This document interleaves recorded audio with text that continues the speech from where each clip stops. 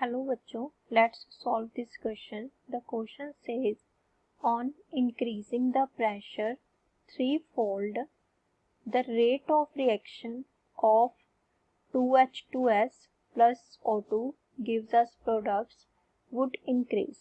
अब हमारे पास इस क्वेश्चन में हमने क्या फाइंड करना है कि अगर हम प्रेशर को 3 टाइम्स करते हैं तो रेट ऑफ रिएक्शन कितने टाइम इंक्रीज होगी। सो हमारा इस क्वेश्चन का की कंसेप्ट है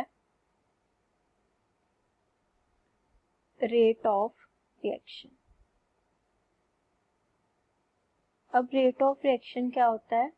जो रिएक्शन की स्पीड को मेजर करता है। रेट ऑफ रिएक्शन हमारे पास क्या होता है? जो रिएक्शन की स्पीड को मेजर करता है, that is rate of reaction. अब हमारे पास रेट ऑफ रिएक्शन को लिखने का क्या फॉर्मूला होता है? Let us consider general reaction, it gives us products.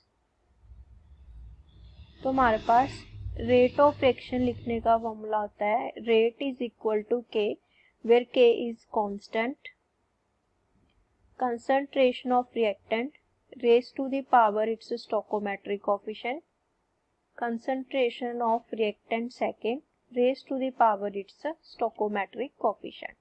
सो हमारे पास रेट ऑफ को लिखने का फॉर्मूला होता है के A concentration of reactant raise to the power, जो हमारे पास इसका ये कांस्टेंट है, multiply concentration of reactant B raise to power its stoichiometric coefficient.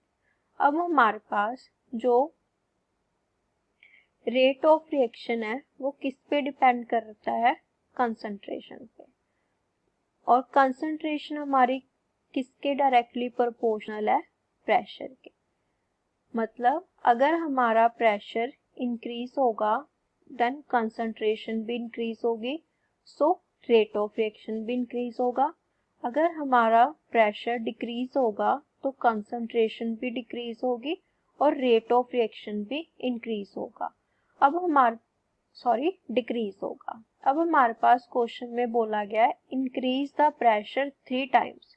सो हमारे पास अगर प्रेशर इंक्रीज हो रहा है तो इसका मतलब कंसंट्रेशन इंक्रीज हो रही है, देन रेट ऑफ रिएक्शन भी इंक्रीज होगा। अब हमने देखना है कि रेट ऑफ रिएक्शन कितने टाइम इंक्रीज होगा, तो हम ये फॉर्मूला लगाएंगे हमारी इस रिएक्शन पे। सो हमारे पास रिएक्शन आ गई 2H2S plus O2 gives us products।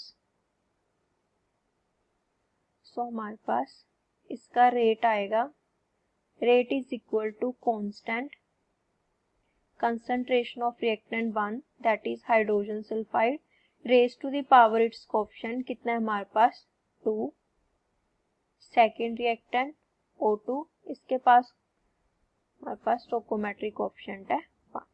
अब हमारा प्रेशर कितने टाइम्स इंक्रीज हो रहा था? 3 टाइम्स। सो यहाँ पे क्या आएगा 3, क्योंकि प्रेशर कंसंट्रेशन के डायरेक्टली प्रोपोर्शनल है, इसलिए हमारे पास अगर प्रेशर 3 टाइम्स इंक्रीज हो रहा है तो कंसंट्रेशन भी कितने टाइम इंक्रीज होगी? 3 टाइम्स। और ऑक्सीजन की कंसंट्रेशन भी 3 times raise to the power 1।